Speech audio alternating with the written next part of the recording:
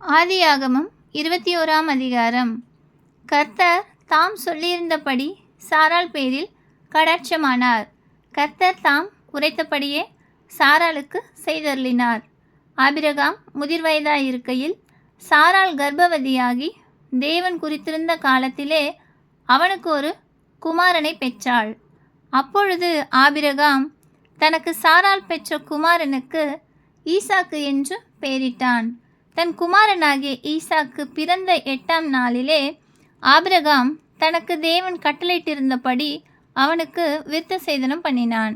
தன் குமாரனாகிய ஈசாக்கு பிறந்தபோது ஆபிரகாம் 100 வயதாயிருந்தான். அப்பொழுது சாராள், தேவன் என்னை நகைக்க பண்ணினார், இதை கேட்கிற யாவரும் என்னோட கூட நகைப்பார்கள். சாராள் பிள்ளைகளுக்கு பால் கொடுப்பாள் என்று ஆபிரகாமுக்கு எவன் சொல்லுவான்?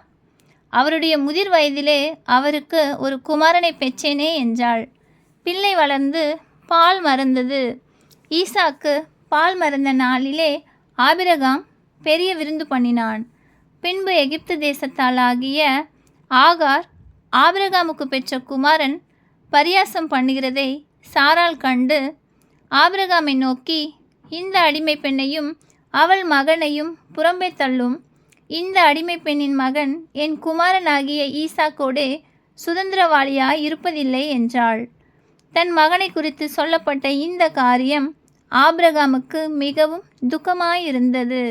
அப்பொழுது தேவன் ஆபிரகாமை நோக்கி, அந்த பிள்ளையையும் உன் அடிமை பெண்ணையும் குறித்து சொல்லப்பட்டது உனக்கு துக்கமாயிருக்க வேண்டாம். ஈசாக்கினிடத்தில் உன் சந்ததி விளங்கும். ஆதலால் சாராள் உனக்கு சொல்வதெல்லாவற்றையும் கேள். அடிமை பெண்ணின் மகனும் உன் வித்தாயிருக்கிறபடியால் அவனையும் ஒரு ஜாதியாக்குவேன் என்றார். ஆபிரகாம் அதிகாலையில் எழுந்து அப்பத்தையும் ஒரு துருத்தி தண்ணீரையும் எடுத்து ஆகாருடைய தோளின் மேல் வைத்து பிள்ளையையும் ஒப்பு கொடுத்து அவளை அனுப்பிவிட்டான். அவள் புறப்பட்டு போய் பெயர்செபாவின் வனாந்தரத்திலே அலைந்து திரிந்தாள். துருத்தியில் இருந்த தண்ணீர் செலவழிந்த பின்பு அவள் பிள்ளையை ஒரு செடியின் கீழே விட்டு, பிள்ளை சாகிறதை நான் பார்க்க மாட்டேன் என்று எதிராக அம்பு பாயும் தூரத்திலே போய் உட்கார்ந்து சத்தமிட்டு அழுதாள். தேவன் பிள்ளையின் சத்தத்தை கேட்டார். தேவதூதன் வானத்திலிருந்து ஆகாரை கூப்பிட்டு, ஆகாரே, உனக்கு என்ன சம்பவித்தது? பயப்படாதே. பிள்ளை இருக்கும் இடத்திலே தேவன் அதன் சத்தத்தை கேட்டார். நீ எழுந்து பிள்ளையை எடுத்து அவனை உன் கையினால் பிடித்து கொண்டு போ, அவனை பெரிய ஜாதியாக்குவேன் என்றார். தேவன் அவளுடைய கண்களை திறந்தார். அப்பொழுது அவள் ஒரு தண்ணீர் துறவை கண்டு போய் துருத்தியிலே தண்ணீர் நிரப்பி பிள்ளைக்கு குடிக்க கொடுத்தாள். தேவன் பிள்ளையுடனே இருந்தார்.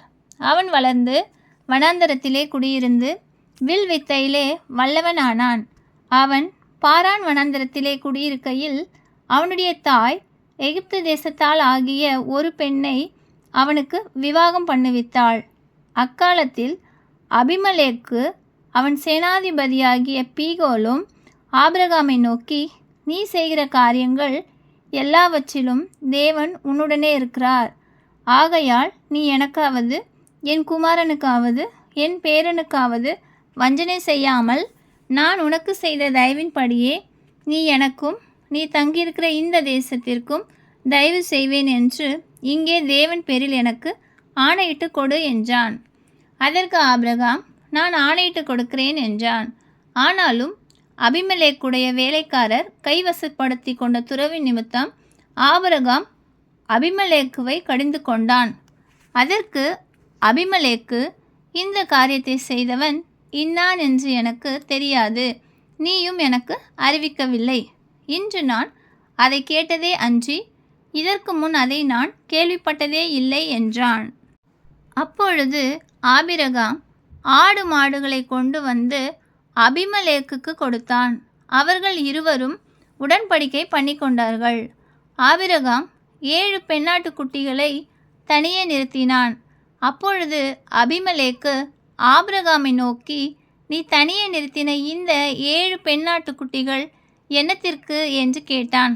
அதற்கு அவன், நான் இந்த துறவு தோண்டினை குறித்து நீ சாட்சியாக இந்த 7 பெண்ணாட்டுக் குட்டிகளை என் கையில் வாங்கி கொள்ள வேண்டும் என்றான்.